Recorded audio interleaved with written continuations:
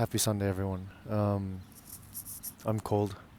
It's raining, but we're gonna do this because I am a content factory. That's exactly what it is. For all my 16 subscribers. No, it's Sunday, so I just want to talk to myself and to you. Yeah,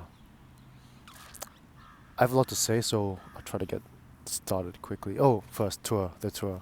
We are in Grönløkka, looking at some rain clouds, and across the river is kind of where I live. And behind me is Lucca, the main part. So, yeah, we're we're just in a park next to the river near the food hall, actually. Yeah. Today is about a topic very close to my heart.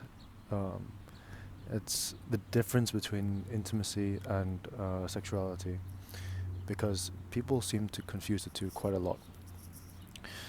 Um, we, in society, we kind of understand that people can have sex without being intimate, which is fine. But we don't seem to understand that people can be intimate without having sex, and that to me is a huge problem. Uh, I faced it quite a lot in my life. Most notably recently with my friendship with Viv. Everyone assumes we're together. Even people I've told when that we're not, and that to me is quite disappointing because so many reasons. But firstly, it's lazy. It's a lazy categorization. They see two people, a heterosexual pairing, and they're like, oh, they're very close. They share a lot of jokes. They seem intimate, which we are.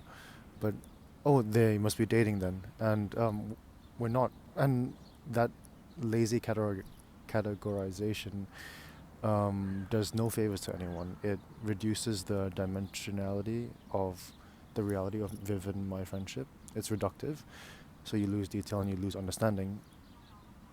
But you also do yourself damage because you're limiting your understanding of what the world could be.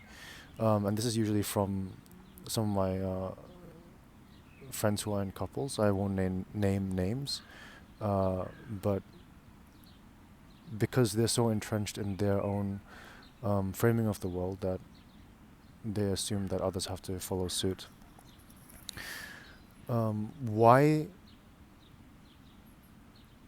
Why do people have such strong norms, and why do they seek to impose it upon others? That's a video for another time, probably next week. But that's something I want to kind of get off my chest. I think it's a really beautiful thing to have intimacy without sexuality, because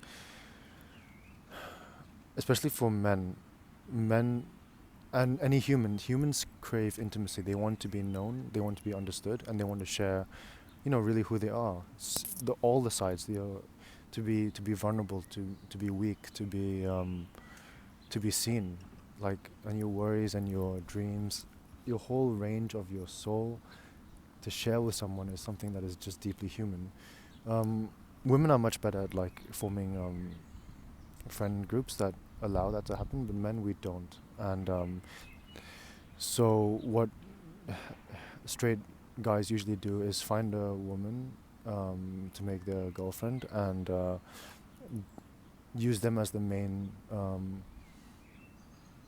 their person to understand them intimately, and to entangle that with sex as well. And that makes everything super fragile, because if you split, then that person that really understood you intimately is now gone, and you lose a big part of yourself, because the part that you've externalized. The mirror to yourself is just as much as yourself as the thing that's being mirrored. Can unpack that later. So that's a huge problem. The second thing I wanted to talk about is defining intimacy. We did it a bit earlier about sharing yourself and sharing all sides of you. But there's both good and bad forms of intimacy. There's the good form, in which you share information that you've processed in a way that the receiver can take it in